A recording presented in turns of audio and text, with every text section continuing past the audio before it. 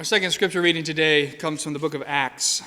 This takes place when Paul is in Athens, and he's going to be at a place called the Areopagus. Now, there's another name for that. It's called Mars Hill. I'm going to refer to that in the sermon, but when you see Areopagus, that's what I'm talking about. It's Mars Hill, okay? While Paul was waiting for them in Athens, he was deeply distressed to see that the city was full of idols. So he argued in the synagogue with the Jews and the devout persons, and also in the marketplace every day with those who happened to be there. Also, some Epicurean and Stoic philosophers debated with him. Some said, "What does this babbler want to say?" Others says, "He seemed to be a proclaimer of foreign divinities." This was because he was telling the good news about Jesus and the resurrection. So they took him and brought him to the Areopagus and asked him, "May we know what this new teaching is that you are presenting? It sounds rather strange to us, so we would like to know what it means." Now all the Athenians and the foreigners living there would spend their time in nothing but telling or hearing something new. Then Paul stood in front of the Areopagus and said, "Athenians, I see how extremely religious you are in every way. For as I went through the city and looked carefully at the objects of your worship, I found among them an altar with the inscription, 'To an unknown God.' What therefore you worship as unknown, this I proclaim to you. The God who made the world and everything in it, he who is Lord of heaven and earth, does not live in shrines made by human hands, nor is he served by human hands as though he needed anything, since he himself gives to all mortals life and breathes breath and all things. From one ancestor he made all nations to inhabit the whole earth, and he allotted the times of their existence and the boundaries of the places where they would live, so that they would search for God and perhaps grope for him and find him, though indeed he is not far from each one of us. For in him we live and move and have our being, as even some of your own poets have said, for we too are his offspring. Since we are God's offspring, we ought not to think that the deity is like gold or silver or stone, an image formed by the art and imagination of mortals. While God has overlooked the time of human ignorance, now he commands all people everywhere to repent, because he hath fixed a day which he will have the world judged in righteousness by a man whom he has appointed, and of this he has given assurance to all by raising him from the dead." When they heard of the resurrection of the dead, some scoffed, but others said, "We will hear you again about this." At that point, Paul left them, but some of them joined him and became believers, including Dionysius the Areopagite and a woman named Damaris, and others with him. This is the word of the Lord. So this morning, to begin with, I'd like to invite my wife to come up. She's going to read you an original poem that she has written.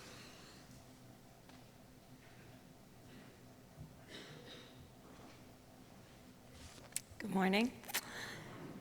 So this is just a short poem that I wrote one fall day after taking a walk in Bessie Woods and just contemplating the trees and solitude.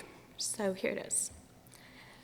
I have been told that the roots of the trees mirror the branches spreading above, that as tall and wide as the branches extend to the sky, so the roots extend beneath the ground, deep and wide into the earth. How much of our world is hanging upside down underground? Is there a magnificent shadow of myself suspended? My silhouetted subconscious self, aware of all the thoughts I try to catch, but that never reach my lips and never flow through to my pen. Hello down there. So I wanted to start off with a poem today written by somebody in our congregation. I just happen to know her fairly well, so I was able to get her to come up here and do that on my behalf without too much arm wrangling. And we're going to hear different varieties of poems today as we go through, because, as you know, we are talking about God and poetry. But before I get into that, I just want to say we only have 3 sermons left in our God and Art series. We have today, next week, and Christmas Eve. And on Christmas Eve, we're going to have a sermon at 8 o'clock, and at 11 o'clock, there's going to be a film shown. The sermon at 8 is called God and Photography, and it is based on the photographs that you all have provided for us for the art exhibit. Have you all taken the time? Have you had a chance to go out and see some of the exhibition out there? They are your stories, so I hope that you will have the opportunity to go out and take a look at them because they are wonderful. Many of the stories that you submitted to us are absolutely amazing, and I think it's a real testament to who we are as a church. And then at the 11 o'clock, I will show a film that I've been working on for the last couple of months. Adam is scoring the music as we speak. He's working through it, and it's going to be a really neat evening to see how it all comes together. So I hope you can come to one or the other, the 8 o'clock sermon, the 11 o'clock film, but it'll be a real testament to who we are as a church and to what we believe here. Today, of course, we are talking about God and poetry. And you all may or may not be aware that poetry is really the foundation of everything that we learn in the world. As a child, you actually learn the foundation of language from poetry. And think about it. When you were in preschool, right, was your teacher up there? Did they get up on the chalkboard and they said, okay, we're going to do it together. A, B, B. No, did they do that? No, they didn't do that. What did they do? They did A, B, C, D, E, F, G. Right? That's how they did it. They did it with a song, so it was easier to remember. And indeed, everything that you learned in the world was actually a reflection of the rhythm and rhyme of poetry. Some of you might be familiar with the most famous of all children's rhythm and rhyme little poems. It's about a spider. Do you know what I'm talking about? Would you be willing to do it with me? Oh, I know it's tough. I know you're not going to like it, but let's try it anyway. Adam, would you lead us in it to start us off? Itsy bitsy spider climbed up the water spout. Down came the rain and washed the spider out. Out came the sun and dried up all the rain. And the itsy bitsy spider went up the spout again. So you guys are good, not bad. We can start our own a cappella group together, don't you think? You good. So, what is this little children's poem? What's it teaching you? Well, it's teaching you a bunch of different things, right? A, it teaches you that spiders, they like to make their webs, their nests, in gutters and downspouts. And that when rain comes down, what happens? They usually get caught in the water that's flowing by. They get shot out of the gutter or the drain. And then they have to sit there and wait until the rain is over. And then what are they going to do when it all dries away? They're going to climb back up in that thing, and they're going to make sure that the web is just right. And they will do that over and over and over again, just like you have to sing that song over and over and over again. Now, the reason why we teach children with poetry and rhyme is because it's easy for kids to remember the rhythm and rhyme of poetry. But as we get older, we abandon poetry in favor of a more direct means of learning. In fact, I would say that by the time that we get into high school, we have all but lost our sense of what poetry is about. I mean, most of us, we have a unit or two in English class of Shakespeare, Walt Whitman, and Edgar Allan Poe, but besides that, we're probably not going to be dealing with too much poetry. And part of this is just the economics of poetry. How many of you in here write poetry for a living? I just want to know. Oh, that's right, none of you. Because most of you don't do that, right? That's not something that you can do very easily. I can think of 3 people in the modern world who could actually write poetry and make a living off of it. The first absolutely comes to mind is Shel Silverstein. You all know who this guy is, right? Where the sidewalk ends. When I was growing up, this guy's book of poetry was in every classroom and every elementary school all across the country. He must have done pretty well for himself. This was a very common thing for little children to read, and I loved it when I was a kid. Another really famous poet is actually Billy Collins. Now, some of you may or may not be familiar with him, but Billy Collins, he's a poet laureate, and he became famous for the poetry that he wrote following 9/11. And so if you follow poetry at all, he's actually a big name. That's a really good book of poetry, 9 Horses. And then probably the most famous poet who died recently is Maya Angelou. And of course, her poetry on the civil rights movement and the plight of African Americans has been read by people all over the world. Now, beyond those three poets, it's hard for me to think of any other poets who actually can make a decent living off of this. And so as a result, I think what happens is we tend to see poetry more as a hobby rather than something you're going to claim as your primary occupation on your W-2, right? And because of this, most people, when you write, what are you going to do? You're going to write literature or nonfiction because that actually makes you some money. So if you're drawn to poetry, you're usually going to try to sneak that poetry into some other mediums. So for instance, we talked about kids' literature. That's a big thing. Good way, if you're a poet, to get your stuff out there. Dr. Seuss, great example, right? Now, Dr. Seuss, this is a guy who really had a sense of how to structure words and rhythm and rhyme. He really knew what he was doing, but it wasn't just that. It was his illustrations that drew children into his books. That book was written in the early 1960s. My kids love that book. That's how universal the appeal is with what he was able to do to create a book like that that just goes on forever. Another way that people sneak their poems into the world is through music. They take music, right, and they combine it with their poetry, and then people buy it. So, of course, perhaps one of the best examples of this is Bob Dylan. Bob Dylan's lyrics are extraordinarily poetic. And so what we're going to do is we're going to play a little piece, little verse of a song here for you to see from Bob Dylan so you can see the poetry behind what he does. Oh, what did you see, my blue-eyed son? Oh, what did you see, my darling young one? I saw a newborn baby with wild wolves all around it. I saw a highway of diamonds with nobody on it. I heard 100 drummers whose hands were a-blazing. I heard 10,000 whispering and nobody listening.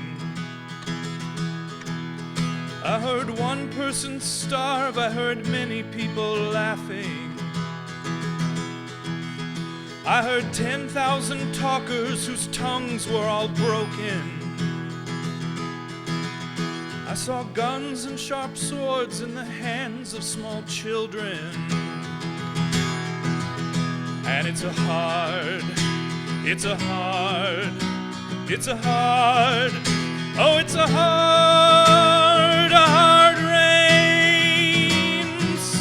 are gonna fall. Thank you very much. Of course, these days, the lyrics you hear on the radio are not quite that deep, so poetry has seen better days, I think. And I think one of the unfortunate consequences of the decline of poetry in our culture is the fact that we are losing touch with what poetry can do for us as people. You see, the beauty of poetry is that you are not given all of the pieces. The poet is very dependent upon you as the listener to fill in and visualize many of the things that are not said there. So let me give you an example of what I'm talking about. Let me give you a short poem and show you kind of some of the ways that a poet works with this. So here's a poem. Tree, red leaves, wind. I didn't say it was going to be a good poem. I just said it was going to be a poem, okay? So this is the poem. Tree, red leaves, wind. Now, of course, with this, you have to do a lot of imagining because you have to take those three elements, and that could be anything, right?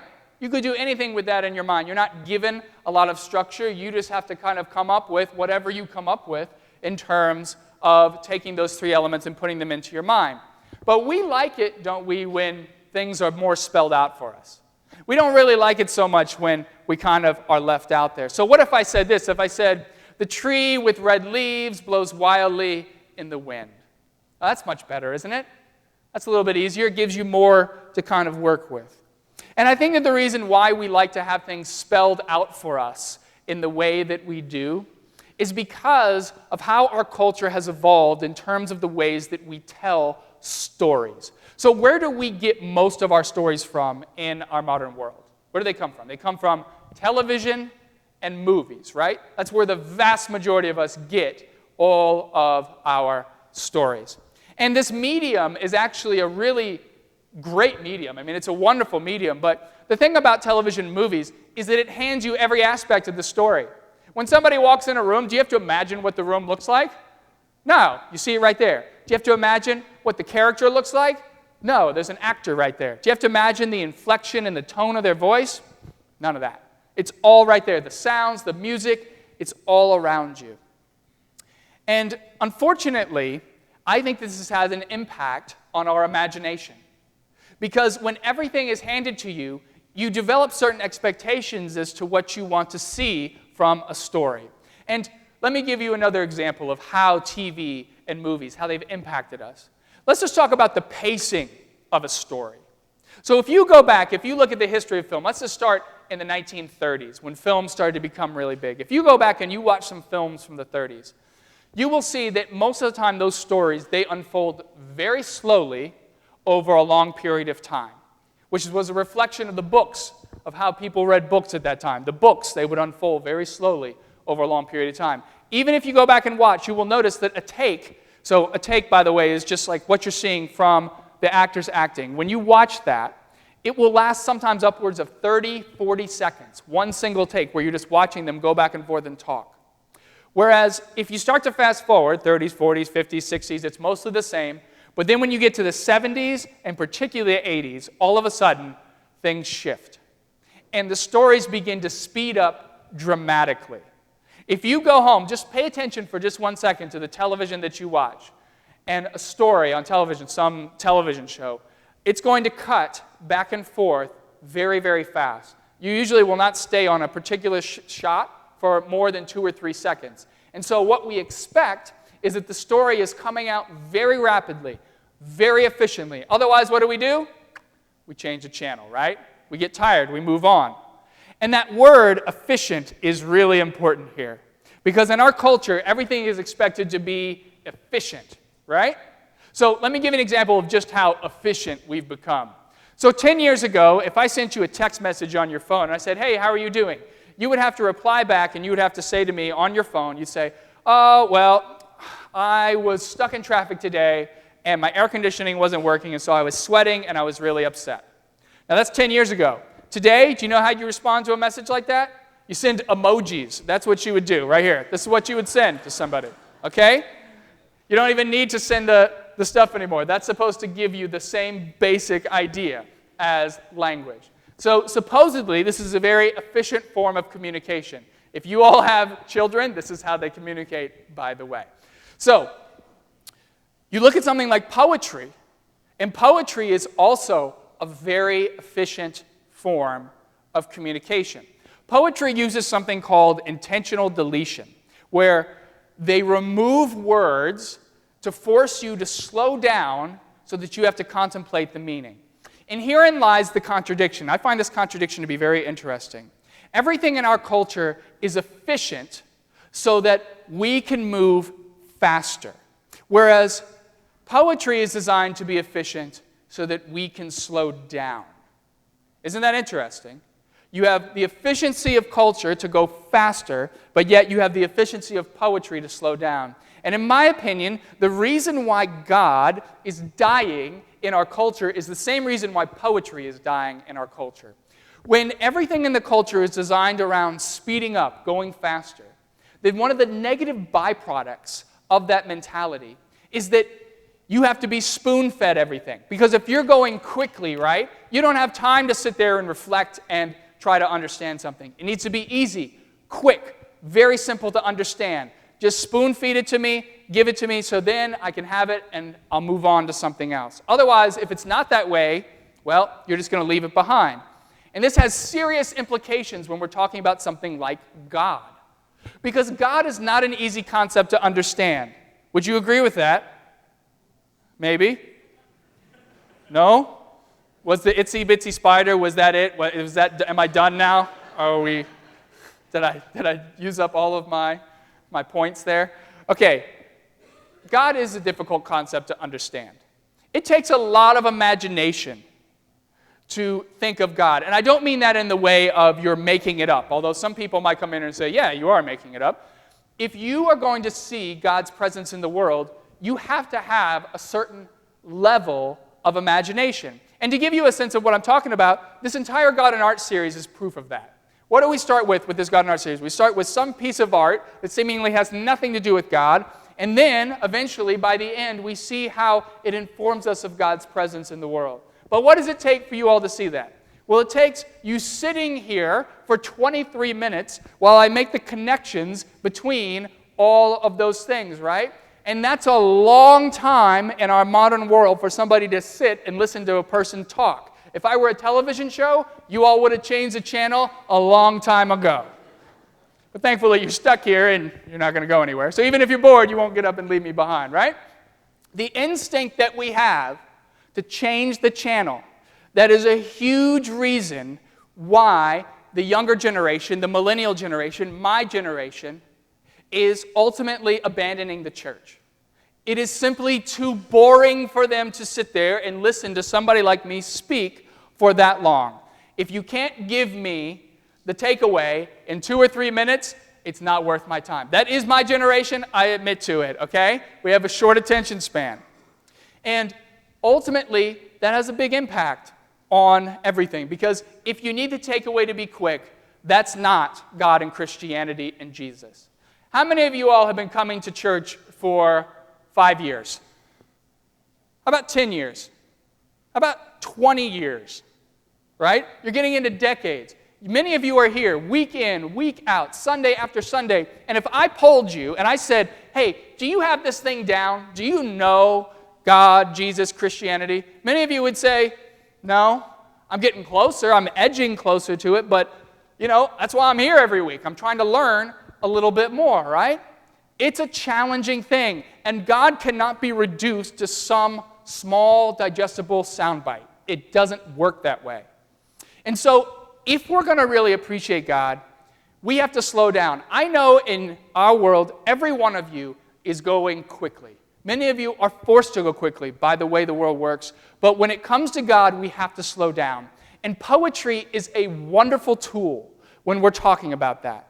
I have found that when you sit back and you read something like a poem, it gives you the ability to get in a space where you can really contemplate God in an amazing way. And so, to that end this morning, I would like to introduce you, some of you will already know this poet, but I would like to introduce you to the most famous poet of the 20th century, because his poetry can give you an entirely different perspective on life, and it can give you this ability to really sit down and contemplate God in an amazing way. So, the poet I'm talking about is Khalil Gibran. Have any of you ever heard of him? Okay, some of you maybe have, some of you haven't. So Khalil Gibran, this is him when he was a young boy. He was born in Lebanon in 1883. And for the first 12 years of his life, he had no formal education. He was basically taught by some priests who would come by his house every so often, Arabic and the Bible.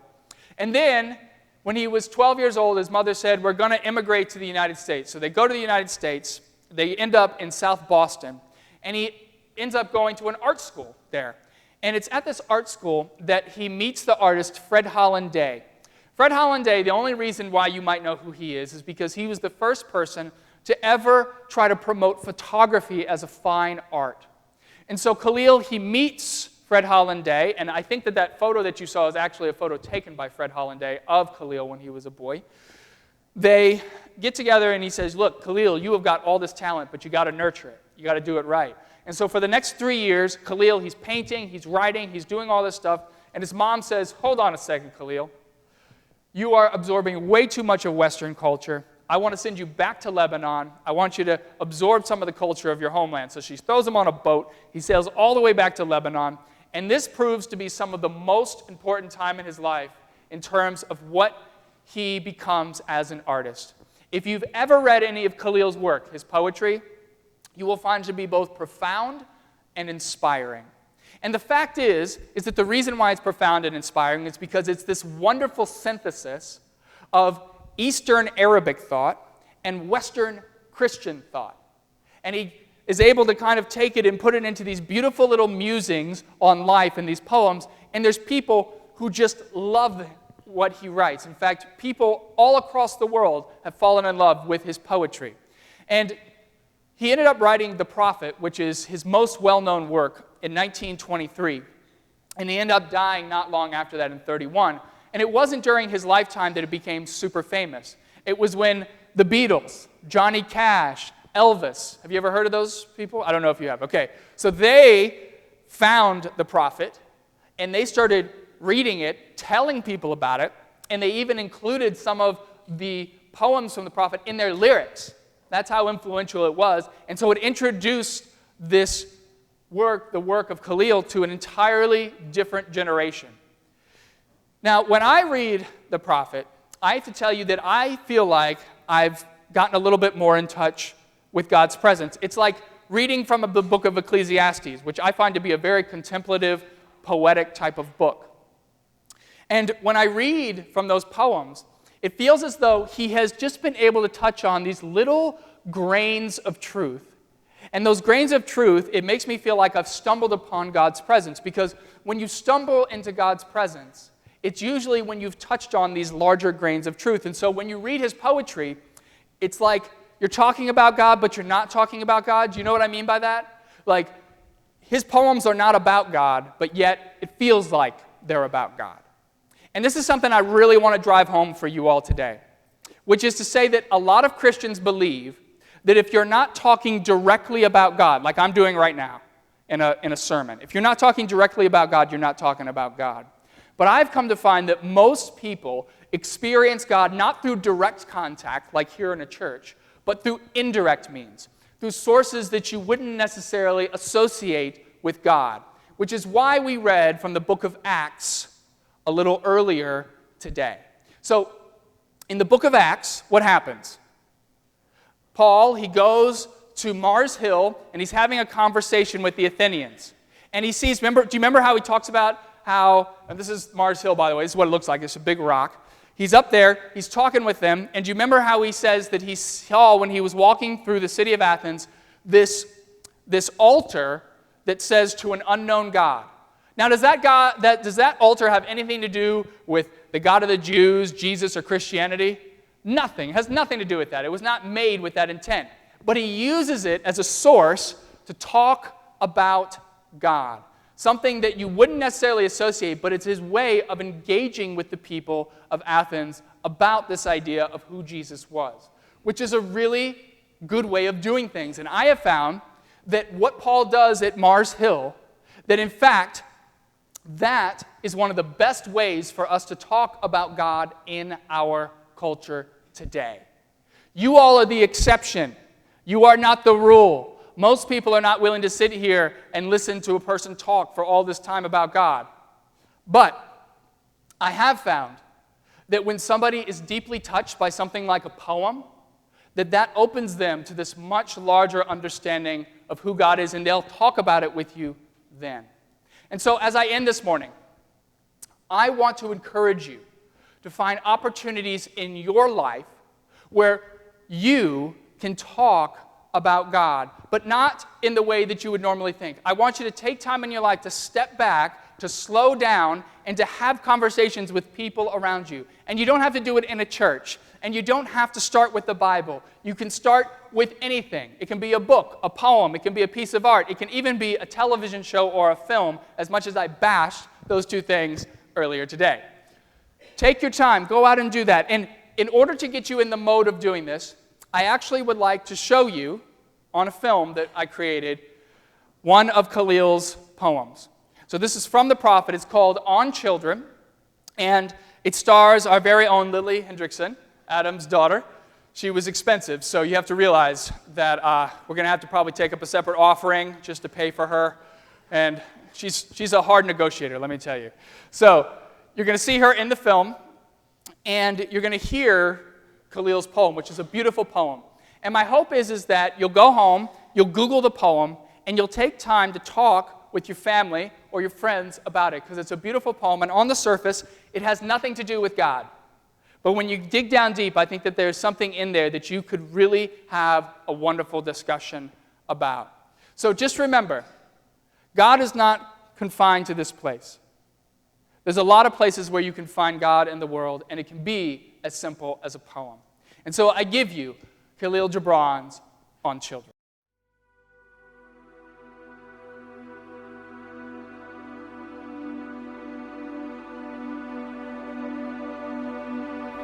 Your children are not your children. They are the sons and daughters of life's longing for itself. They come through you, but not from you.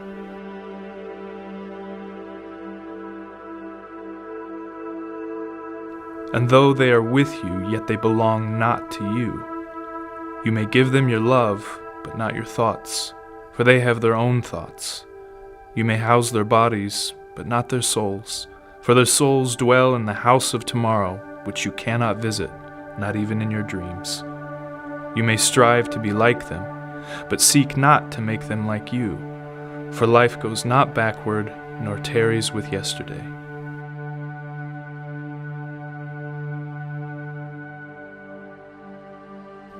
You are the bows from which your children, as living arrows, are sent forth. The archer sees the mark upon the path of the infinite, and he bends you with his might, that his arrows may go swift and far. Let your bending in the archer's hand be for gladness, for even as he loves the arrow that flies, so he loves also the bow that is stable.